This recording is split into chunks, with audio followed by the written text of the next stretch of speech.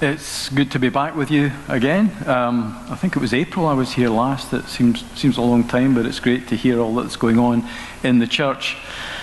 And we're going to look at Psalm 13 today, which is a psalm of lament. And I don't know whether you realize that something like a third of the psalms are psalms of lament, where the psalmist is asking questions of God and even daring to be angry with God and shaking his fist at God. And here in Psalm 13, it's because God seems to be silent to David in this situation of distress. We're not quite sure what situation he was in, but it's very possible it was one of the many times that Saul was after his blood. And he may have been running. There was one occasion when I think Saul sent about 3,000 of his soldiers after David to kill him. And he may have been hiding in a cave, he may have been freezing cold, he may have been wet, he may have been hungry. And God seems to be doing nothing about it. And I wonder if you've ever been in that situation where you're in this position of desperation, and at the point where you most need God to show up, he seems to be most absent. And it's one of the most frustrating, confusing at times things that can happen in the Christian life. And that's where David was at this time. And I just find it great that the Bible is not ashamed to show spirituality as a spectrum. Yes, there are times when we're singing praises to God and we're full of joy and happiness and we want to dance. But just as often, or maybe not just as, hopefully not just as often, we find ourselves in the depths. And there may be some people here today and you find yourself in the depths and you're really not sure what the future holds. Well, I want to assure you that David was there with you. And in fact, as we will share communion later on, we will remember that Jesus himself was in that place of seeming abandonment and darkness and desperation. And we see a kind of pattern in this psalm, or at least a progress through the psalm. And we're going to look at it this morning. 3 stages David goes through. And the first stage is David finds himself on his face in verses 1 and 2. Verse 1, how long will you forget me forever? How long will you hide your face from me? How long must I wrestle with my thoughts and every day have sorrow in my heart? How long will my enemy triumph over me? So I think I'm right in saying that Spurgeon called this the howling psalm, because he says 4 times, how long, how long, how long? And it sounds a bit like he's howling. But either way, he's asking 4 times, God, where are you? And this idea that he expresses to God, have you forgotten me forever? The Hebrew word has this idea of to mislay, or to be oblivious to ignore, or to cease to care. So it's fairly extreme words he's saying to God. Is that how you feel towards me?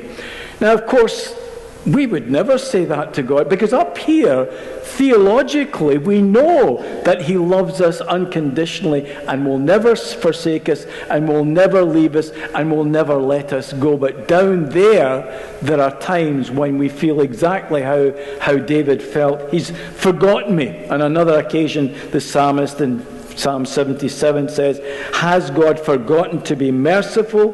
Has he slammed the door in anger on his love? So David feels emotionally crushed, and he's wondering if God has abandoned him. And there's an interesting little phrase in verse 2 where he says, how long, literally it means, shall I devise plans in my soul? How long shall I devise plans in my soul? And of course, David was a military strategist.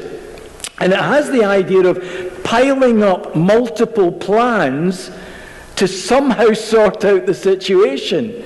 And I can imagine as a soldier, he'd be thinking, well, if I could get my men to do this and to circle round Saul's men, and if I could do this and if I could do that, I've no doubt that he must have been thinking about strategies that he could do to deal with the situation. And if you're like me, that's what I do as well. If God doesn't show up, well, I roll my sleeves up and say, well, I'd better do something about it because nothing else is happening. And that's likely the worst thing we could do. Rather than waiting patiently in faith on God, we try and mend it and sort it ourselves. Multiple plans were appearing in his mind. And he's doing this thing of trying to control the situation and work it out himself. And sometimes you've just got to be patient and wait for God in his silence. And sometimes he speaks to us very quietly if we can listen carefully for his voice, like Elijah when he was wanting God to speak to him. And he was waiting. And the earthquake came. Surely that's God, the great creator. Surely he can shake the very mountains. But he wasn't in the earthquake. Well, the wind came, and surely throughout the Old and New Testaments, the wind is a symbol of the Spirit of God. And surely God's speaking in the wind, but he wasn't in the wind.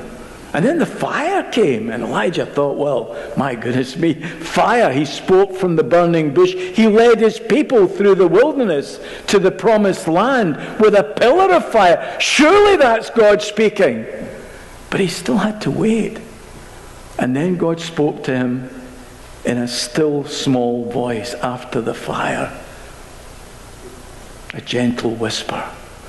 And that's what we've got to somehow wait for, even though we feel abandoned, even though we think that God's left the building. Dare we just wait in quietness? And there's something about God teaching us something. I would say that the times that have been darkest for me, where God has seemed to have left the building, are the times when I've grown most in my faith. There was a minister called Harold Wilk, quite famous in the States. I think he lived in California. And sadly, he was born with no arms, and he had a difficult childhood. He eventually was this incredible guy that worked for civil rights and the rights of disabled people and the ordination of women when he became a minister. But in his childhood he had struggles, and in fact he wasn't even allowed to go to the primary school in his town. So he had to walk several miles to another school. And then when he got to college, he had to eat using a fork held in his toes. And he fed himself by his feet.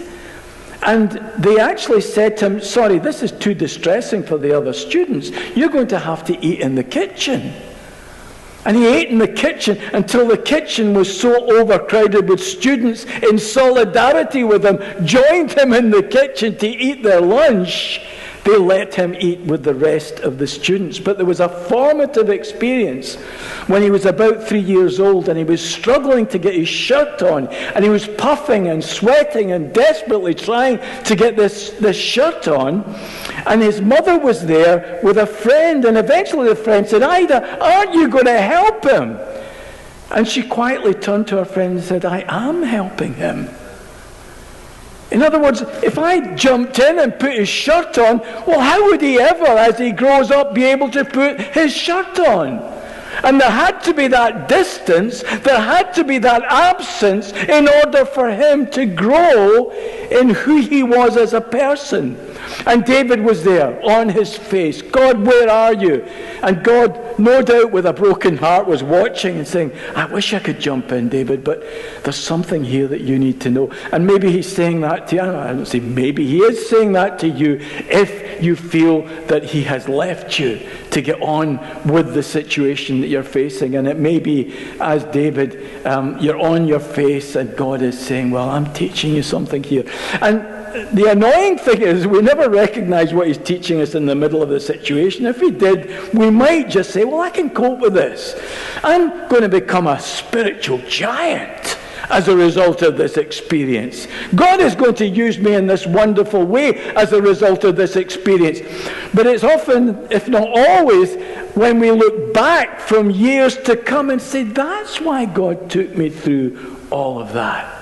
So David on his face, but then we find David on his knees. And something really fascinating is happening here, because he's starting to change. It's almost as if he stops himself and listens to his own words. Look on me and answer, O Lord my God. Give light to my eyes, or I will sleep in death. My enemy will say, I have overcome him, and my foes will rejoice when I fall. Now there's three changes here, if you'll notice. It's almost as if he's saying, God is here with me. He says, look on me and answer. Well, God couldn't do that unless he was standing right in the face of David. So something is starting to change. He's not filled with faith. He's not filled with joy. He's not jumping up and down and singing praise psalms yet. But something is, it's almost as if, could I ever imagine that God would abandon me? Could I ever imagine that he'd walk away from me? Look on me and answer. And you'll notice it's personal as well. Verse 3, Lord, my God. You've not abandoned me, Lord. I'm still yours. You are mine. There is an intimacy there. I dare to believe that you can take me through this. I'm not there yet, but God, something's changing in my heart. And then, let me see you. He says, give light to my eyes. It literally means cause my eyes to shine. And if you've ever seen a Christian whose face has stopped shining, they're going through the motions. They come to church, they do all the right stuff, stand up and sit down at the right points in the songs, but you can sense, you can see that something's gone in. It's the shine that's gone from there. And that's, he says, cause my eyes to shine again. And notice he faces the reality of the attack that he's under. My foes will rejoice when I fall. Psalm 13 verse 4, lest my foes rejoice. Another way of translating it is because I am shaken. But even that is a bit weak from what he is saying. He literally means to lose his roots. That's literally what it means. And I suppose when we go through those times, and I have known of people that have gone through those times and they've actually not come out the other end. They've walked away from their faith, and it's almost as if he's saying, I realize that this is so serious. The very roots of my faith are being shaken. And maybe you felt that. But you're still here. Thank you, Jesus. You've come here this morning. You showed up. You turned up. You closed your eyes when people prayed. You sang those words, even though you maybe didn't feel it. But you knew that your roots were being shaken, and that's why even in your head, even gritted teeth, even out of resolve, not out of emotion, not out of feeling, but because it's the truth that you've come here to engage with, whether you feel it or not. And that's what he's saying, my very roots were shaken. How could I go forward in that? And Abraham Heschel, the Polish-born American rabbi, said this about Job. He said, faith like Job's cannot be shaken, listen to this, because it is the result of having been shaken. Let me say that again. Faith like Job's cannot be shaken because it's the result of having been shaken.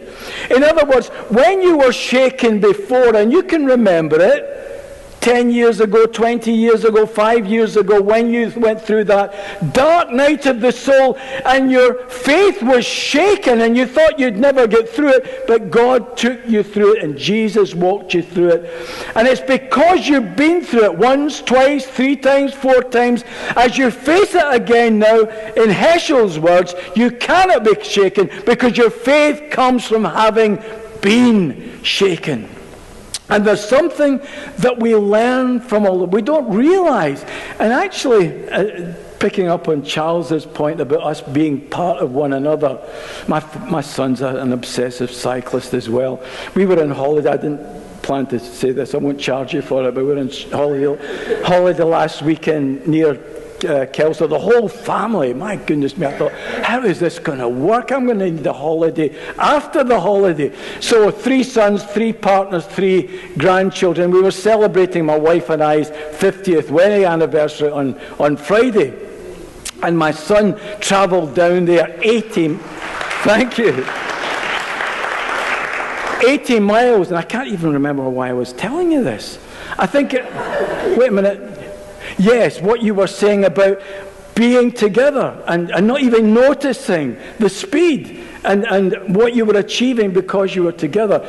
And we don't see how we're impacting other people's lives. Some of the people that have blessed me most are the people that are the sufferers, the strugglers. One guy in my first church who had MS, and he never complained, and we prayed for him, and it wasn't God's will to heal him. We prayed for his healing, but he never complained, and he didn't realize how that shaped me as I faced my own struggles. And you don't know how you're shaping people and how God is achieving things in your worst moments. I remember when I was at Spurgeon's College in London, and towards the end of the time I was there, Bruce Milne, who was the theology lecturer, who was a Scottish Baptist minister, invited all of the Scottish students for a meal. And he invited, Peter Barber was visiting him. He was the General Secretary of the Baptist Union here in Scotland.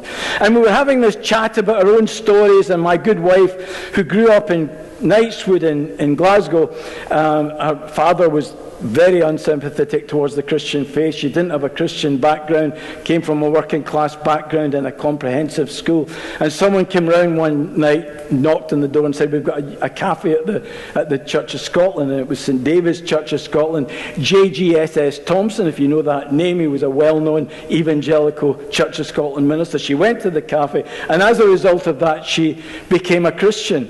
And then a number of our friends became Christians, and they, in their school, in their whatever it was when she was 15, they started an SU group, because the one that was running, they didn't think was that good, because it was this elderly teacher and there was about a handful of kids. Can we take it over? She hadn't a clue about the Bible, so she and her friends took it over, and eventually it was packed out. Just going back to what you're saying about young people, it's exciting when something's happening among young people, and the place was packed, mostly with young lads coming to hear the Bible. And she taught them sword drill, because she learnt that on the mission and so on. She hadn't a clue what it meant, but sword drill, let's take our Bibles out. And when she was telling her story, Bruce Milne stopped her in the middle of a sentence, said, tell me, when was that? And where was it? St David's. And it was that year, was it? I was the student leader of that mission, and I thought it was a disaster. I went home with my tail between my legs, thinking that was the team were divided, all sorts of things were going on. But he didn't realize that lives were being touched that would still follow Jesus 55.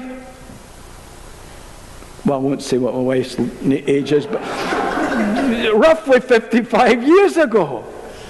And you see, when you're going through what you're going through, there will be an impact upon eternity as you one day stand in glory. And people will say, do you know how you changed my life? And the last thing that we learned from this, and it's, that's back to the first. David on his feet. David on his feet. There it is there. I turned 2 pages over at once. But that's a wonderful word in the scriptures, isn't it? It means that something's, wait a minute now. All of that, given that, but I trust in your unfailing love. My heart rejoices in your salvation. I will sing to the Lord, for he has been good to me. Circumstances are the same. The barren slopes of Judea are the same. He's still hungry. The enemy is still there. He's still running for his life from Saul. But David is different. That's the change. And that's the wonderful thing. Nothing has happened yet to change his circumstances, but he is different. Isaiah says, I will give you the treasures of darkness and hidden riches of secret places, that you may know that I, the Lord, who call you by your name, am the God of Israel. He's on his feet. And he's saying, I will again praise you because you have been good to me. He's still in the middle of that. Nothing has changed in his circumstances, but he still dares to believe that God has not abandoned him. And of course, we're reminded of Jesus in his darkest moment when he carried the cross, and we're going to remember that in a few minutes' time. There came a point where he said, my God, why have you forsaken me? Why have you abandoned me? But of course, he was on his way to resurrection, to the empty tomb, to glory. And that's what we celebrate here today. Let me finish. Sorry, no rock and roll stories today. Nothing about Johnny Marr or Rory Gallagher, but one about Martin Luther King, who may have played guitar and I don't know, he certainly wasn't a rock star, but at the height of his the civil rights campaign, when there was the bus boycott going on, he went through a terrible period where something like 40 or 50 threatening phone calls every night.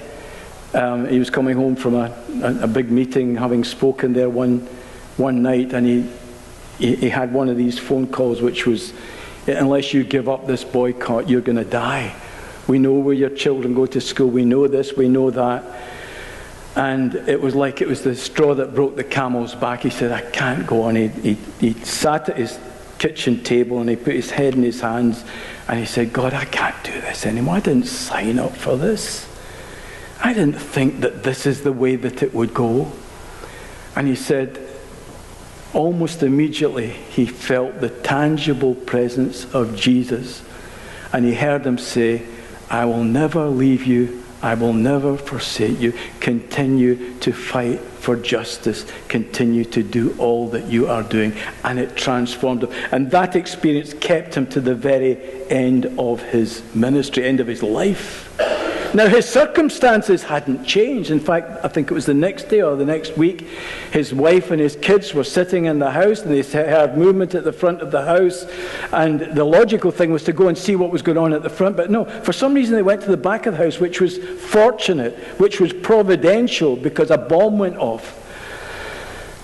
But he didn't stop. He kept fighting for justice. His circumstances were still threatening and terrible, but he was trusting in Jesus. And what I want to encourage you to, if you're on your face, try and rise to your knees. Try and believe that God's doing something. If you're on your knees, get to your feet and say, right, we're doing this together, Lord. And we're going to trust you every step of the way, because Jesus has said, I will never leave you. I will never forsake you. I am always with you until the very end of time itself. Let's pray together.